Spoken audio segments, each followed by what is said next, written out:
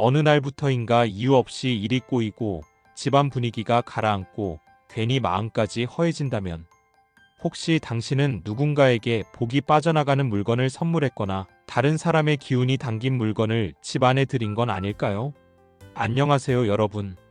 오늘은 절대 남에게 주면 안 되는 물건과 함부로 집에 들여놓아서는 안 되는 물건들에 대해 이야기해 보겠습니다. 복이 들어오는 집을 만들고 싶다면 끝까지 집중해 주세요. 풍수는 단순히 물건의 방향이나 방의 구조만 다루는 학문이 아닙니다. 기운의 흐름을 조화롭게 만들어 우리 삶에 복과 번영을 가져오는 심오한 철학이죠. 특히 물건은 단순한 도구가 아니라 기운의 그릇이자 복의 매개체로 작용합니다. 오늘은 절대 남에게 주면 안 되는 7가지 물건과 집에 들이면 안 되는 물건들에 대해 자세히 알아보겠습니다. 절대 남에게 주면 안 되는 물건 7가지. 1. 집에서 기르던 식물. 식물은 단순한 장식물이 아닙니다. 우리가 물을 주고 햇볕을 쬐어주며 정성껏 키운 식물은 마치 가족과 같은 존재입니다. 풍수에서 식물은 집안의 생기, 즉 살아있는 에너지를 상징합니다.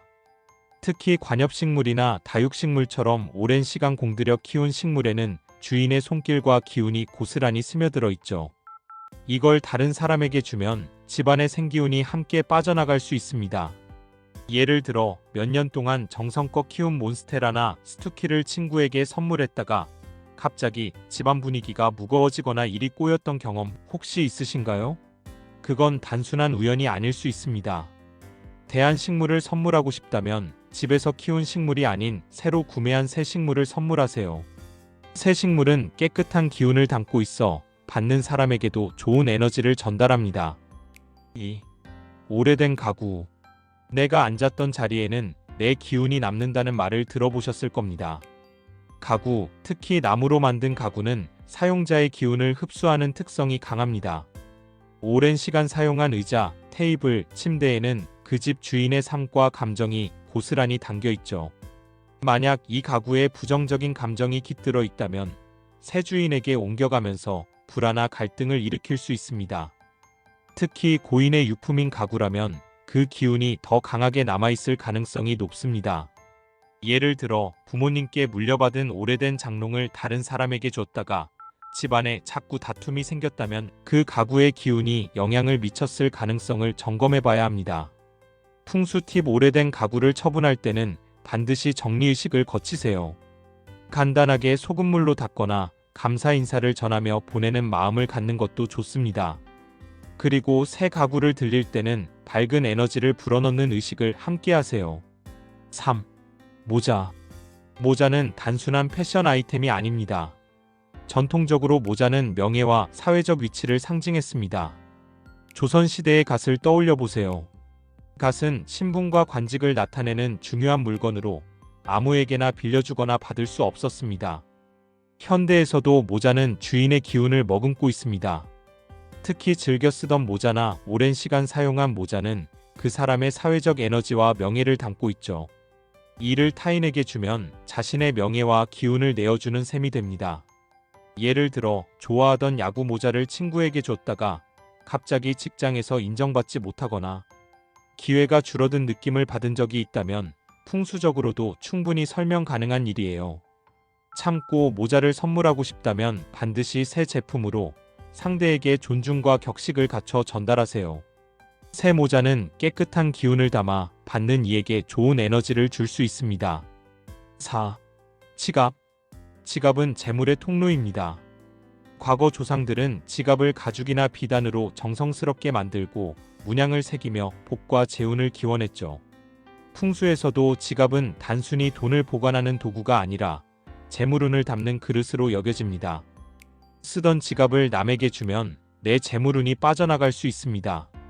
특히 중고 지갑을 선물하는 건 신뢰일 뿐만 아니라 복이 나간다는 말로 이어질 수 있죠. 예를 들어 친구에게 오래된 지갑을 줬다가 갑자기 지출이 늘거나 돈이 새는 느낌을 받은 적이 있다면 이 점을 유심히 살펴보세요. 허용되는 경우 같은 경제권을 공유하는 부부나 연인 사이에서는 애정과 나눔의 상징으로 지갑을 선물해도 괜찮습니다. 하지만 이 경우에도 새 지갑을 선물하는 게 좋습니다. 5. 책. 책은 지식과 학문, 나아가 성취와 권위를 상징합니다.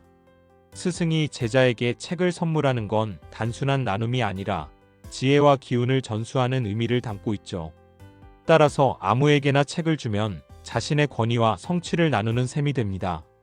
특히 서명이 되어 있거나 애착이 강한 책은 주인의 기운이 깊게 배어 있기에 함부로 주지 않는 게 좋습니다. 예를 들어 오랜 시간 소중히 읽던 책을 누군가에게 줬다가 갑자기 집중력이 떨어지거나 학업 성취가 저하된 느낌을 받았다면 그 책의 기운이 당신에게 필요했던 것일 수 있습니다. 풍수조언 책을 선물할 때는 이 사람에게 내 기운을 나눠도 괜찮은가? 를 먼저 생각하세요. 그리고 가능하면 새 책을 선물하는 게 좋습니다. 6. 시계. 시계는 시간의 흐름과 생명의 에너지를 상징합니다. 풍수에서 시계는 주인의 삶의 리듬과 에너지를 담고 있는 물건으로 여겨집니다. 특히 손목시계처럼 몸에 직접 닿는 물건은 주인의 기운을 강하게 흡수하죠. 이를 타인에게 주면 자신의 생명력이나 에너지가 함께 넘어갈 수 있습니다.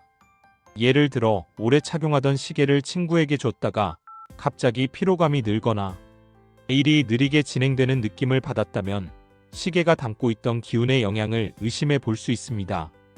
대한 시계를 선물하고 싶다면 새 시계를 선물하세요. 새 시계는 깨끗한 기운을 담아 받는 사람에게도 긍정적인 에너지를 전달합니다. 7. 거울. 거울은 풍수에서 매우 강력한 기운을 가진 물건입니다. 거울은 에너지를 반사하고 증폭시키는 역할을 하죠. 집에서 오랜 시간 사용한 거울은 그 집의 기운, 심지어 부정적인 에너지까지 흡수하고 있을 가능성이 높습니다. 이를 타인에게 주면 그 집의 기운이 함께 넘어갈 뿐 아니라 부정적인 에너지가 증폭될 수도 있습니다. 예를 들어 오래된 화장대 거울을 누군가에게 줬다가 집안에 불안한 기운이 돌거나 건강 문제가 생겼다면 거울의 기운을 점검해 보세요. 풍수 팁: 거울을 선물하거나 처분할 때는 반드시 깨끗이 닦고 소금물로 정화한 후 감사 인사를 전하며 보내세요. 새 거울을 들릴 때는 밝은 마음으로 배치하세요. 복이 들어오는 집을 위한 풍수 팁: 정기적인 정화. 집안의 기운을 맑게 유지하려면 정기적으로 소금물로 물건을 닦거나 환기를 통해 기운을 순환시키세요. 새 물건의 도입. 새 물건을 들릴 때는 밝은 마음으로 그 물건이 가져올 복을 상상하며 배치하세요.